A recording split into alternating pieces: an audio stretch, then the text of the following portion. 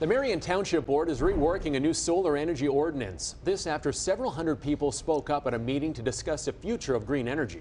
The debate is not over whether solar panels will provide energy for the community. It's about how it will be done safely and in a way that will benefit the community for many years. CBS News Detroit's Jordan Burrows spoke with some local people who have some skin in the game to see how they're feeling about this. Most of them do have skin in the game. An average Marion Township resident has at least 8 acres of land. I've been working on this story for 2 days now. 24 hours ago, community members were absolutely heated. They didn't feel like they were heard, nor did they feel like change would happen. Now, thanks to last night's board meeting, there could be change on the way. People in Marion Township tell me it's time for action to figure out the future of solar energy in their community.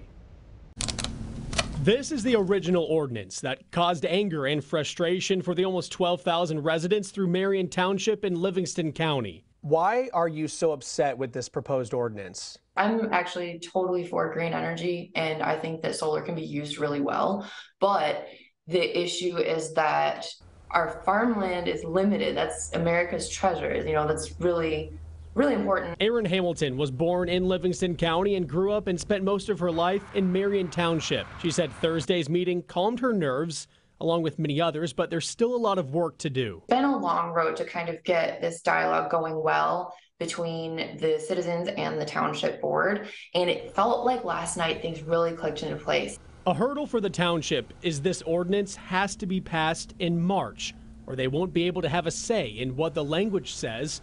This puts everyone between a rock and a hard place. The township supervisor told CBS News Detroit, quote, "The meeting was well attended by several hundred concerned citizens. There was a lengthy series of comments, questions, and answers.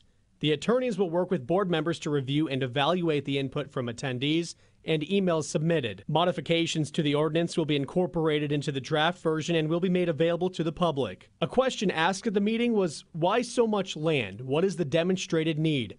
In turn, the board minimized the solar farm overlay from more than 8,000 acres to less than 200 acres. Hamilton says that's a great start. I believe that our township really wants to sort this out together. I think they're under a huge amount of pressure, and if it's not done right, they could open themselves up to some really nasty litigation. We also know next up, lawyers will work with the board members to review that input, and also a new draft of the ordinance will be made available to the public. This will then be talked about at the next meeting. Again, it's at Parker Middle School on February 22nd.